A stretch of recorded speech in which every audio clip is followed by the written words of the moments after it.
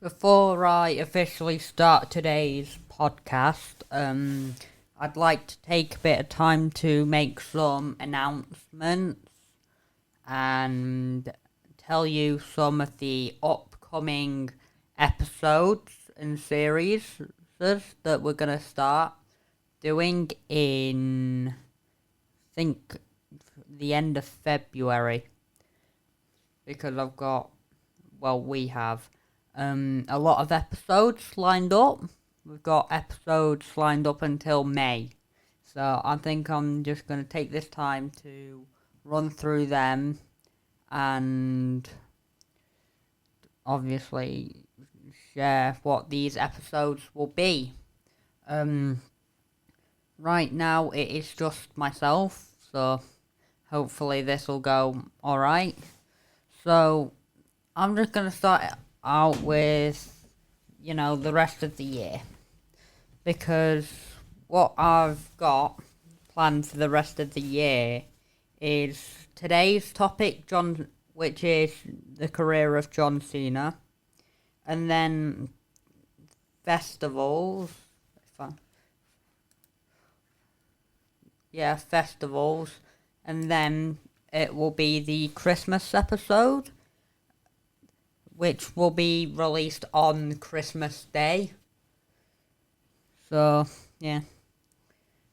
Then we're gonna have a little taster of a series that we're gonna be doing, which is sports from around the world, which will be, I think, 5 episodes or 6 episodes.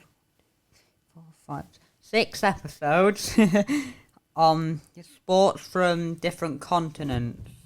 So Europe, South America, Central America's on there, North America, Oceania, and Asia, and Africa. I need to put that on there.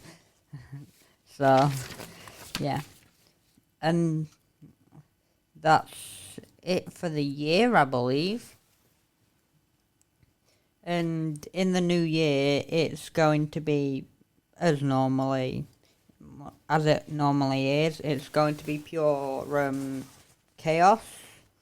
So we're starting it out with mobile games. So Pokemon Go, Clash of Clans, Angry Birds, Jetpack Joyride, and all of that kind of stuff.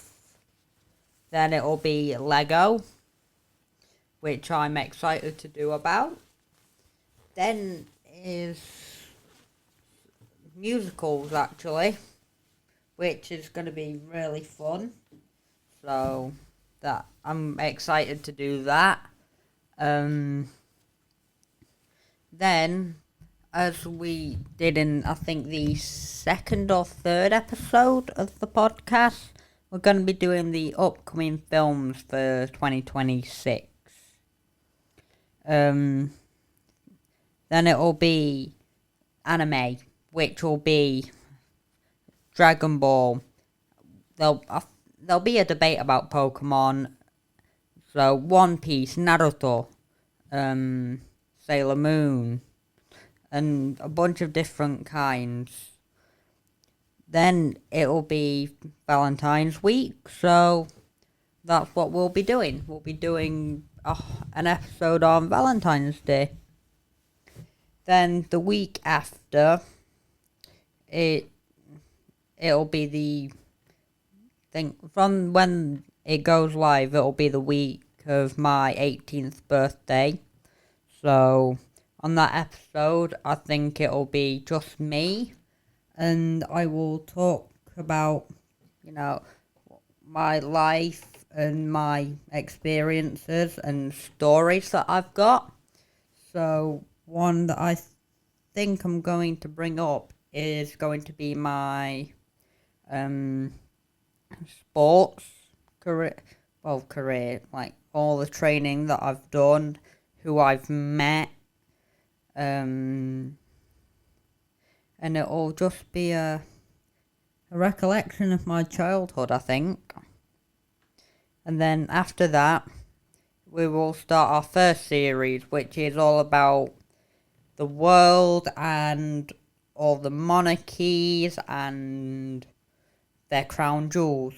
I mean, I don't think I'll be able to cover them all, but I'm going to start it off with the UK. So, England, Scotland, Wales, and Northern Ireland. Then it'll be the history of our monarchy. Then it'll be all about crown jewels. So, that'll be like the imperial state crown, and that one's going to be all around the world. And to finish off that series, it's going to be States of the Commonwealth, which is going to be fun. So New Zealand, Australia, Canada, and all of them countries. Then it'll be the sports series, which is going to be starting off in Europe, because that's where I am from. Then it'll be South America, Central America, and North America in the 3 episodes after. Then Oceania, so Papua New Guinea, Australia, and New Zealand. Asia, so Japan, China, Mongolia, India, Turkmenistan, and all them countries. And then we're going to finish it off with Africa, which is going to be very fun to do, because Africa have some very unique sports that I'm very excited to talk about. And that last episode will be on the 7th of May, I believe. Just let me check. Yes, on the 7th of May, which is going to be very fun to do. So I'm excited for them episodes. And in terms of announcements, this is going to be really hard to say, but might as well get it over with. I believe that by the end of the year, I think it'll be a lot less populated in the studio. So obviously Mason and Alfie haven't been here, so I've had to bring on guests almost every week. So Kieran, Lewis, Grace, Lee. Go follow Lee Devine as well. Obviously Lewis is busy. I don't even think Lee's in town in Barnsley, and Kieran's working, so yeah, it's just me. And in other news, announcements. This is the really personal one that I don't want to share, because I've been really dreading this for a while, and it's come to my attention that I am not my attention, but I've been suffering with my mental health and my knees. So I'm gonna blast through 4 episodes this week, because I'm gonna do 2 today and 2 tomorrow with Alfie, I believe. And I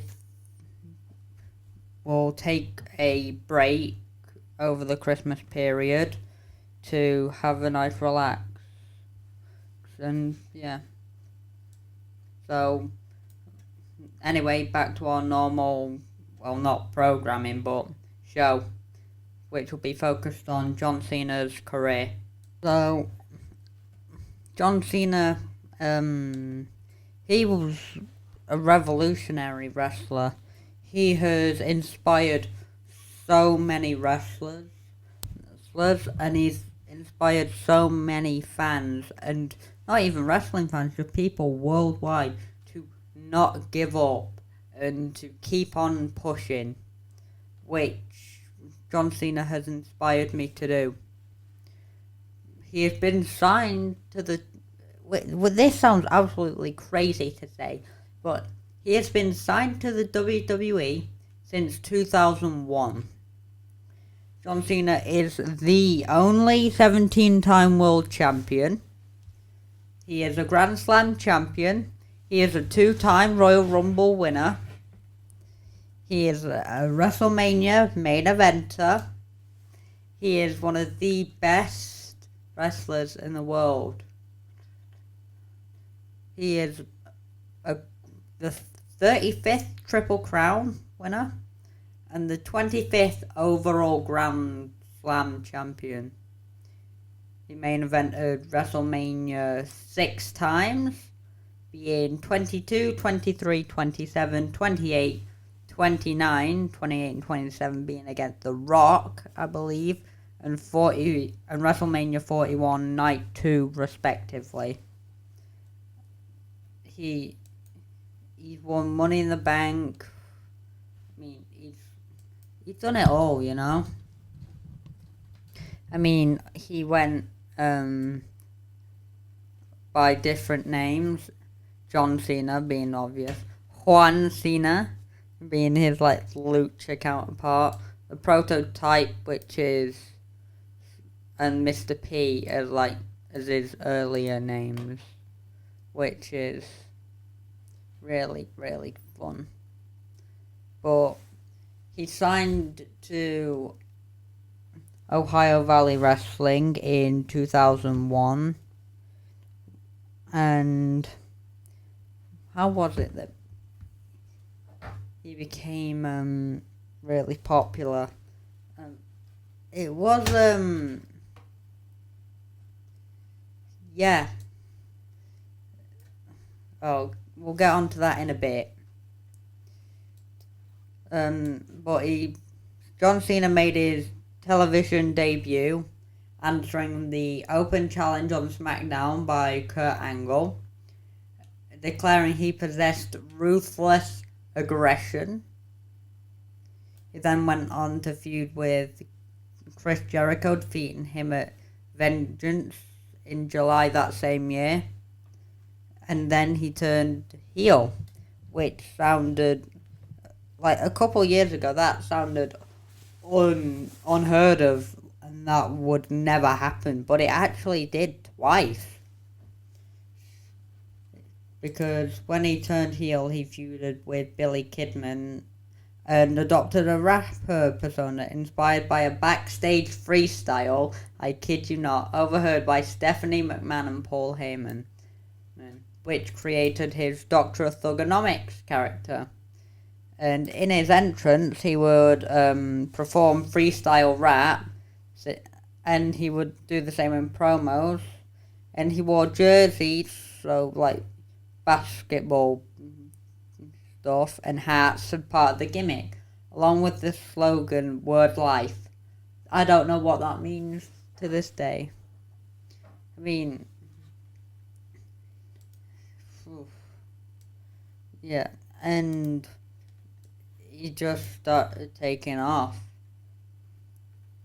Because 2004 Royal Rumble, Cena was eliminated by Big Show, and therefore, since he lost the Royal Rumble, he lost the chance to earn a WWE Championship match at No Way Out. No, at WrestleMania 20.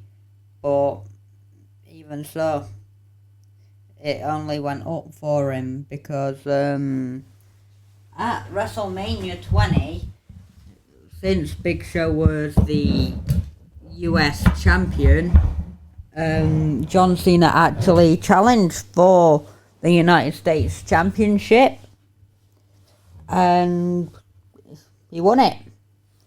So that was his first championship. He did lose it because he was stripped of it by Kurt Angle because he accidentally knocked him over, which I think is a bit dodgy, but Oh well. Yeah. Honestly, that is a terrible way to lose a championship.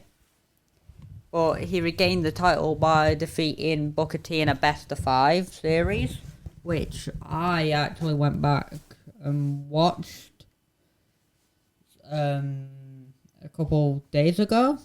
Yeah, on Sunday, so a few days ago at this point. So yeah. Yeah. But he then lost that title to Caribbean Cole, otherwise known as Galito Colon, on SmackDown, which isn't really that memorable, but yeah. The storyline escalated when Cena was, I say this with quotation marks, I know you can't see me actually do this, but he was stabbed in a nightclub by Carlito's bodyguard Jesus. I don't know why, probably because of the religious stuff, but that was why John Cena, I'm messing up my word. But after that stabbing incident, John Cena went off to film The Marine. When that was finished, he returned to WWE at Survivor Series on November 14th, and then 4 days later regained the title on SmackDown, which I'd say was a very eventful year 2004 for John. Honestly, wasn't the best start because some people have had a better start on the main roster. I'd say Finn Balor, but he tore his his shoulder blade, and he had to relinquish it, and he's not been back to the top ever since. So yeah, I mean, in 2005, John Cena's career really, hit another level, because in a moment that was unseen since, I think, 1994, him and fellow actor Dave Bautista, who went by the name Batista in the ring,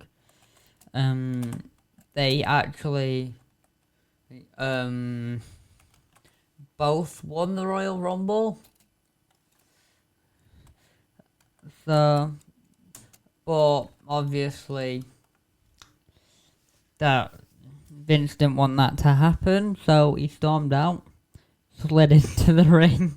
Here's the funny part. Tore both his quads and was just sat yelling at them to restart the match. And obviously, 1994.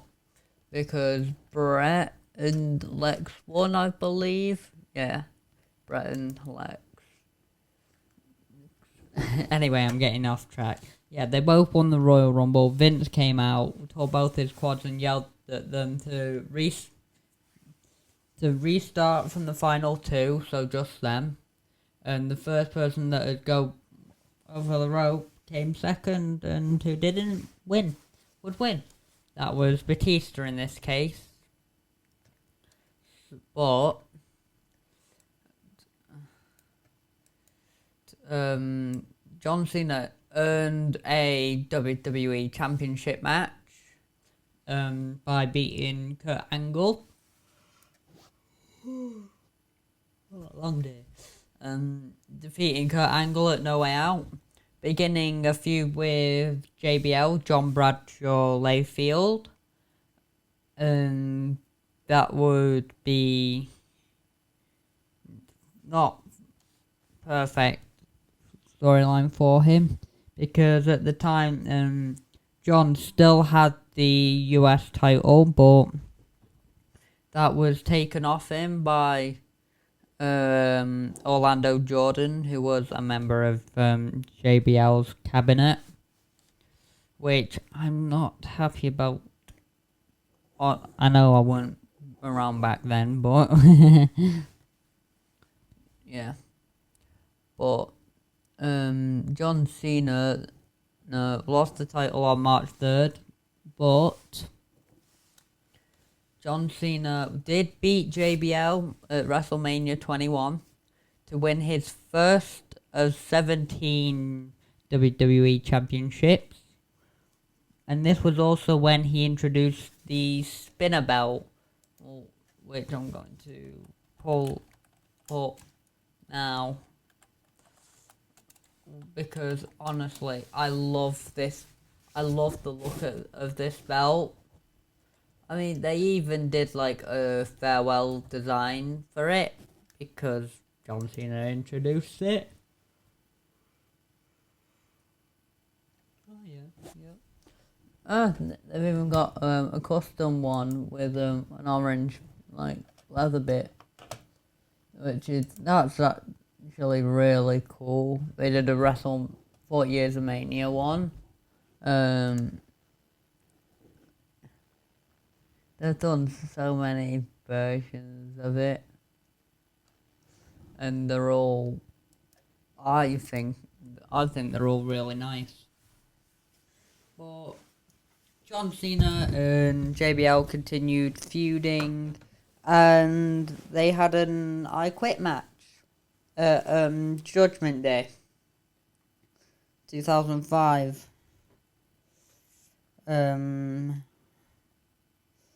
Which is nice. It was actually a really good match, I can't lie.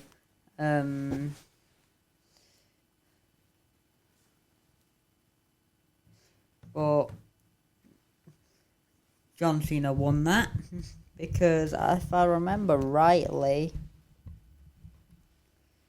John Cena lost the title in 2006, New Year's Revolution. Anyway, I'm going really slow here, so I should probably speed up because don't want to be here for 2 hours, and we're only at 2004, no 5. But yeah, he added the STF view. I'm not going to say what that stands for, but it's the STF now, which is the submission finisher he uses. But originally he started with the, what was it, for the AA? The F view.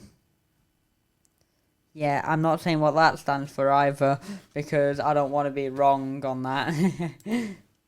But, obviously, it's just been mental for him. He lost the title at 2006 New Year's Revolution when Edge, curse you Edge. Oh, nah, we love Edge though. We love Edge. Cashed in his first Money in the Bank. The first Money in the Bank cash in, I believe, in history. To beat John Cena, which I found very... Going back and watching it, I thought it was actually, quite ironic because of what Edge had later been known as.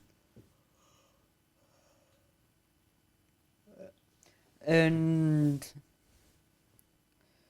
it's just been an absolutely mental... honestly, the late 2000s was mental. Because it was a time period that we would call John Cena Super Cena. Because he just wouldn't stay down and give up. He regained the title at the Royal Rumble, defending it against Triple H at WrestleMania 22. He actually headlined the match with Triple H, which should have been Ray, Randy, and Kurt, because Ray won the Royal Rumble, and it was to Eddie Guerrero's memory. But even so, yeah. But Edge later cost John the title in a match, One Night Stand, I think it was. The pay-per-view was called One Night Stand. This was peak Vince. I don't even know what was going off in this time. So yeah, it was just mental. So yeah, John Cena just won title after title. Won the World Tag Team Championships with Shawn Michaels defeating Rated RKO, which is Randy Orton and Edge, which is really fun. But there is a few that I need to talk about, which I'm going to do after I've done all the titles. So, and that was the feud with Randy Orton. So, obviously, Randy Orton and John Cena are synonymous with each other, meaning they are linked together. But John Cena and Randy Orton, really, Randy wouldn't really be as big of a star as he is now without John Cena. And the same can be said for Cena. John Cena would not be as big of a star as he is if it wasn't for his feud against Randy Orton, which is so yeah.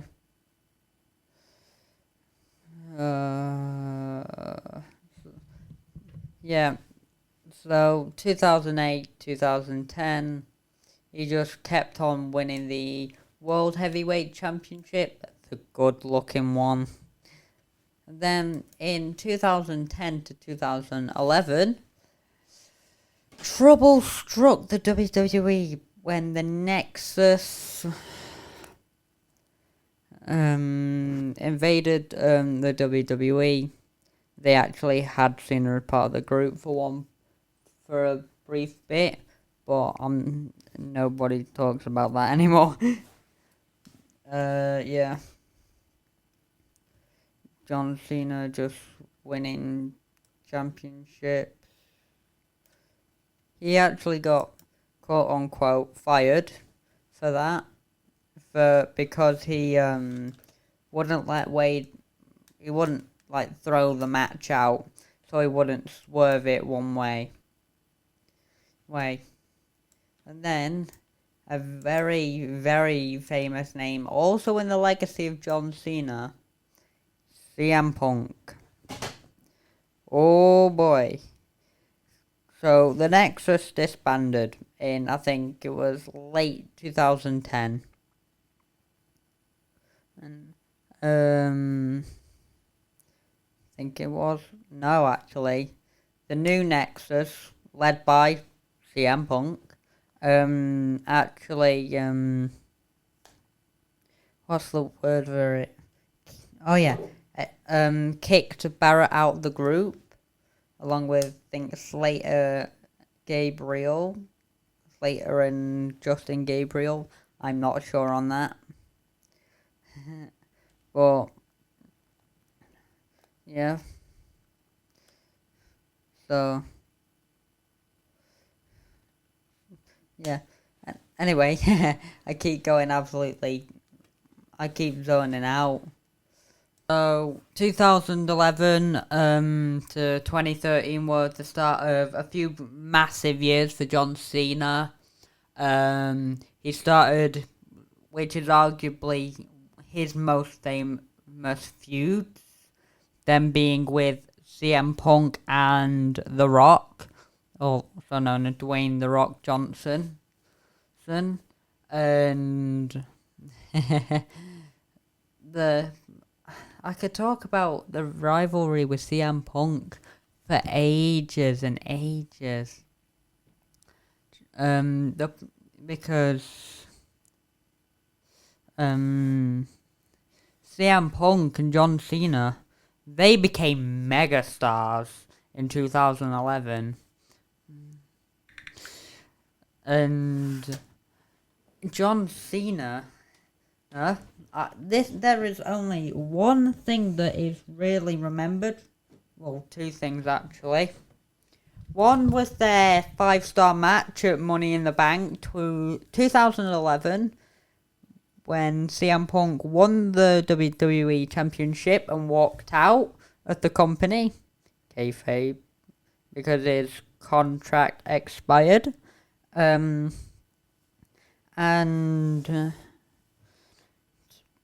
John Cena also had the I keep messing my words up. And what I believe is the best promo in WWE history, which is the pipe bomb. And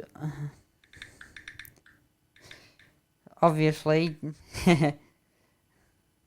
John Cena is John Cena and CM Punk. I can even say it now, like, John Cena, I'm recording this on the Wednesday because I've got an afternoon free. And John Cena and CM Punk, they did face again in 2025 on his retirement tour. And the callbacks to that 2011 feud could not be denied. John Cena did a pipe bomb.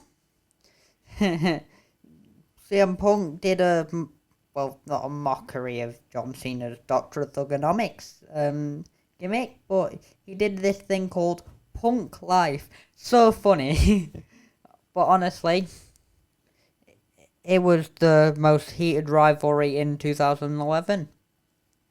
Then in 2012, in 2011, or was it 12? I don't know. But at a Survivor Series, John Cena and The Rock teamed.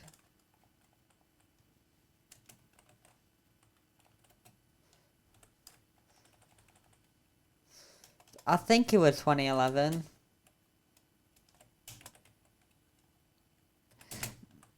But I'm just looking it up now. It was 2011. Which was against The Miz and R-Truth. This mouse is really annoying.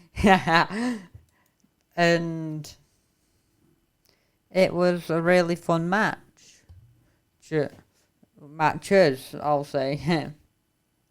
I am sad they didn't have a best of 3 though. The Rock and John Cena. Because they faced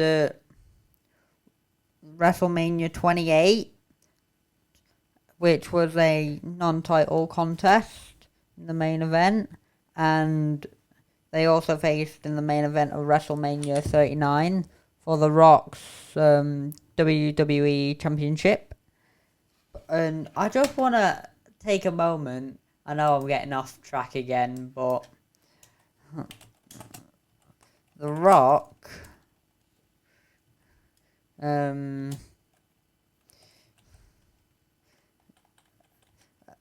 he introduced his own like little version that we still use, like a different version of that now, I think. Yeah, we do. Because he had he was actually meant to have his own championship in 1998 called the Brahma Bull Belt, which hopefully Mason will put a picture of on screen. I hope. Please do, Mason, please. And then hopefully he'll put the one that he brought in officially in 2014. Please put a picture of that up as well, Mason. Thank you, if you have. And I think the belt was alright. It was alright. And yeah, The Rock and John Cena feuded until WrestleMania 29. What am I saying? But honestly, what an amazing 2 years for John Cena. I think he was on about, what was it, like 13 world titles, or it was around the 10 to 13 mark at this point. And obviously he then went on to have an extra 12 years in his career, which I'm going to get on to now.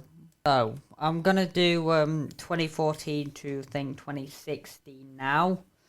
I'm sorry I'm yawning so much. It was just a really long night last night because I've been doing a lot of planning, as you can tell by the announcements earlier in this episode, and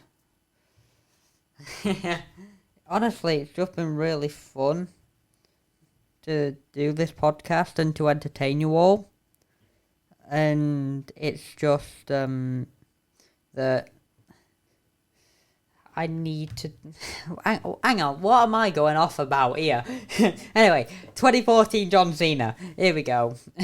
He actually had a feud with Bray Wyatt at WrestleMania. I think it ended at WrestleMania 40. Oh, 40. Oh, I don't think Bray wasn't there. Bray sadly passed away in 2023. Rest in peace. Yeah, WrestleMania 30 or XXX. I actually probably shouldn't say that one because of how the last few episodes have been. John Cena had a feud with the Wyatt family, which is Bray Wyatt's stable, which is still carried on in a different form to this day in the Wyatt 6. I still don't get why they spelt it SYCKS. I don't understand it. They could have just spelt it with an I. But maybe it was for merchandise reasons. Yeah, anyway. Then later on in the year, John Cena he participated in a feud with a bunch of superstars against the Authority, led by Triple H and Stephanie McMahon, which was a really fun feud, I'll add. Which also gave us the debut of Sting in the WWE. Thank you, Sting. He retired last year or earlier this year. I can't remember. No, I think it was last year. Anyway, then 2015, he won the United States Championship again. I think this was for the 5th time. So, record-breaking 5th time.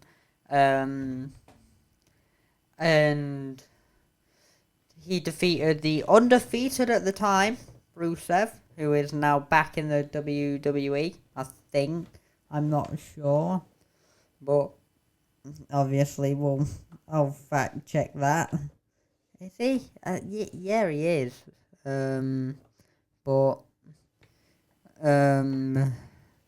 Yeah. Rusev is back in the WWE. Under Rusev's name.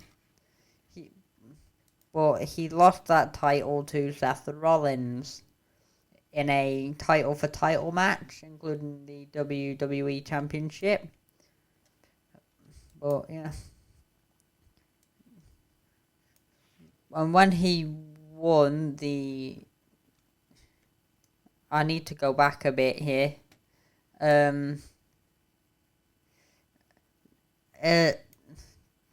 Money in the Bank, I think this was 2014. John Cena was on 15 World Championships. And yeah. 2, 4. And in 2016, he had one very, very memorable feud with AJ Styles, which was honestly amazing then. And it was just an amazing feud because AJ Styles, one of the best performers in New Japan history, TNA history, they just burned the house down. Not literally, but figuratively, they burned the house down. They had bangers together, and think they faced on the retirement tour as well. Yeah. So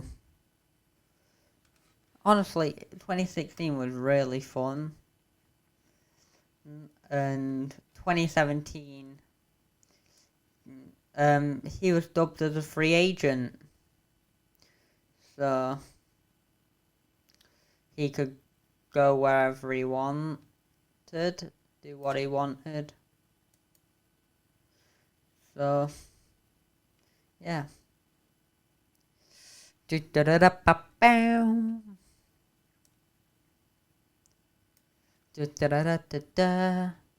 we go. He just did from 2017 to 2024 he came and he did like special appearances, which was really fun.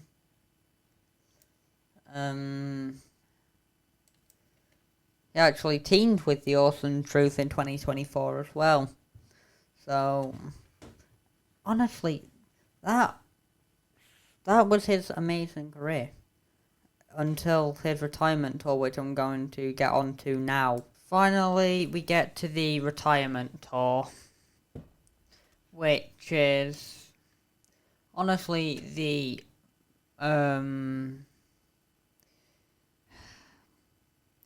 which is the saddest year for wrestling fans who have followed John Cena for so many years, like I have, because he's done so much for the industry. He's done so much for film as well.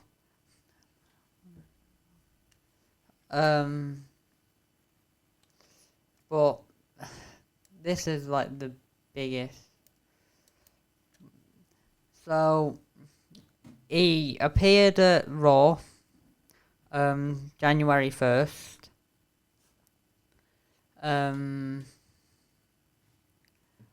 And he announced that he would be in the Rumble, the Royal Rumble. He almost won it. He lost. He got thrown over by Jey Uso. Which... No, hang on a minute. This is 2024. No, it isn't. No, it isn't. I'm going insane. Not literally, but yeah. Yeah, then John Cena won the Elimination Chamber match at Elimination Chamber.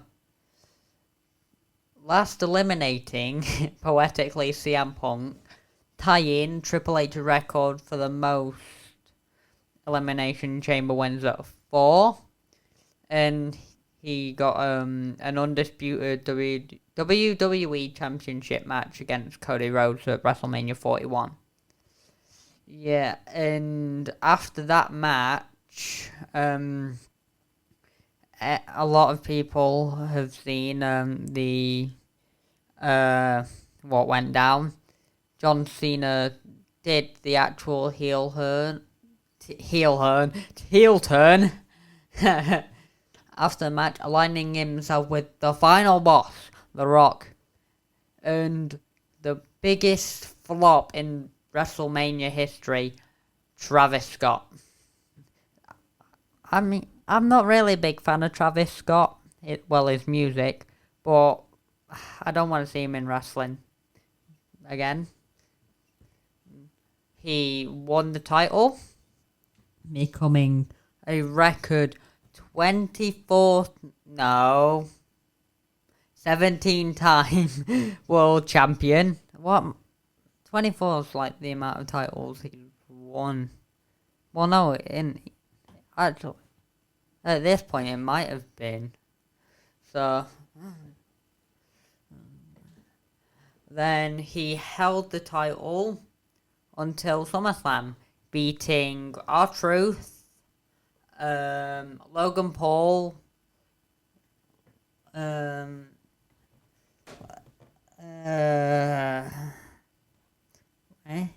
on. No. He beat R-Truth, and he didn't defeat Logan Paul. I think he beat Cody. He beat Cody and Jay.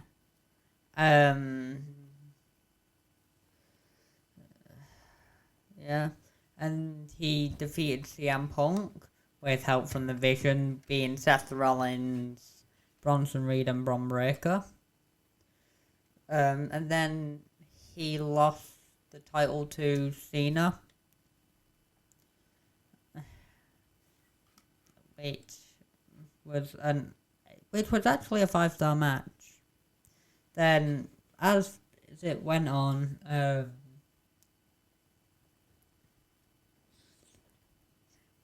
John Cena, he went on to wrestle Logan Paul, Sami Zayn, which ended in a no contest, which I'm sad about. At WrestlePalooza, he got squashed by Lesnar. Crown Jewel, Cena got his 100th victory at a pay-per-view, defeating AJ Styles in the match that I mentioned beforehand, putting himself second in all-time pay-per-view and live streaming wins, only behind The Undertaker, which does make sense. But Saturday night's main event on November 1st, it was announced that Cena's final opponent at the next Saturday night's main event, this Saturday, December 13th,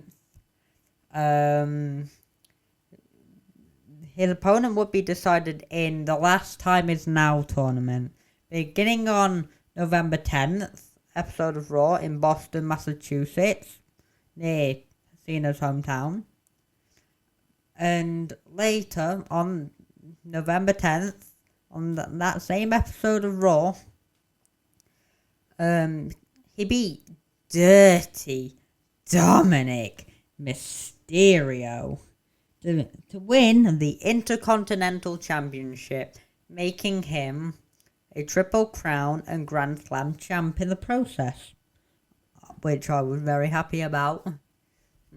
In his final appearance as an in-ring performer, November 17th, he teamed with Rey Mysterio and Sheamus, both people he's won the WWE Championship from, if I remember, to beat the Judgment Day, being Finn Balor, JD McDonough, and Dominic Mysterio.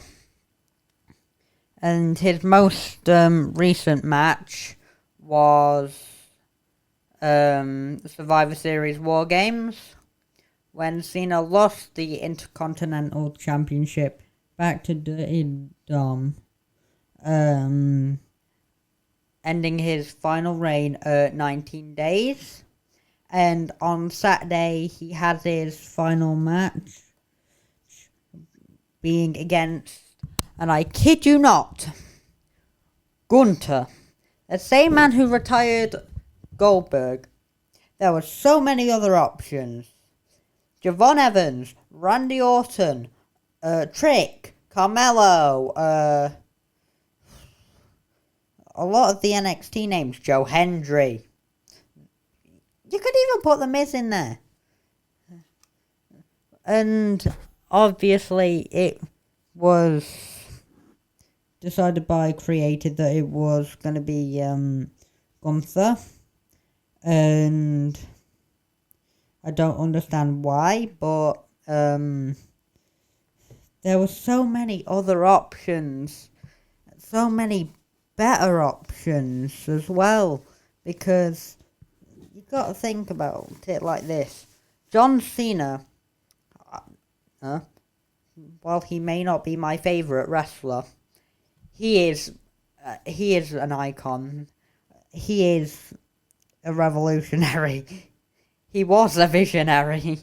I feel like I'm just quoting Seth Rollins here. But honestly, John Cena has done that much for WWE. But in his final match, he should have passed the torch to someone that was really new or up and coming. So, Gunther, in my opinion, was not the right choice. 50 minutes. So, I've got a bit of time, and that was John Cena's career. And overall, it was a really good one. He's got so many achievements. He's granted the most Make-A-Wish wishes in history. And overall, I've not met him, sadly. I wish I could have met him. I wish I could have gone to a show and see him perform. But obviously, you've got to think about hotels and travel, and it's all really expensive now. So, no chance in that happening. And honestly, John Cena's done so much for the wrestling industry, and I feel like he needs to be recognised for not just his work in the ring, but his work backstage. So, helping young up-and-comers. Because I think he actually did help Carmelo Hayes when he was in NXT. He needs to be remembered what he did outside of wrestling for the great films he's made. Fast 9 comes to mind. But most importantly, in my opinion, I think he should be remembered for his charity work and his work for the United States in the, I think it was Marines. Because John Cena, he is one of, from what I've heard, he is one of the nicest human beings on the planet. And we should aim to protect that legacy, because he is etched in history now. There's no other way to say it. John Cena's name is in the history books, and they will be for a damn long time. We could be talking 100 years, maybe. And John Cena, I grew up with him, you know? It's like, you know when you've had something for so long, and you can't, and you've got to let it go, but you can't. And that's what I'm feeling at the minute in regards to this Saturday. Because John Cena has done so much, and he should be remembered for what he's done. Whether it be revolutionizing the wrestling industry as we know it, or being a decent human. Well, not even decent. He's more than a decent. He's one of the best people in the world. And before I wrap this up, I want to just say a few words about John Cena from myself. And I'm sure Mason would agree with me on these words if he was here. But he's busy today because he has another podcast, Dumb and Dumber. Go listen to it. It's actually really entertaining. And he's got to record that as well with Callum and Alfie. That's what they're doing today, Mason and Alfie. Because normally we record on a Thursday, which it can be quite annoying to do, but it is what it is. But honestly, these John Cena, from us here at the Unplugged podcast, and I think I will share the same words with millions around the globe. Thank you. Thank you for your contributions to wrestling, media, and making the lives of people so happy and being a great human being. That's all we have time for today on the Unplugged podcast. So I will see you next week.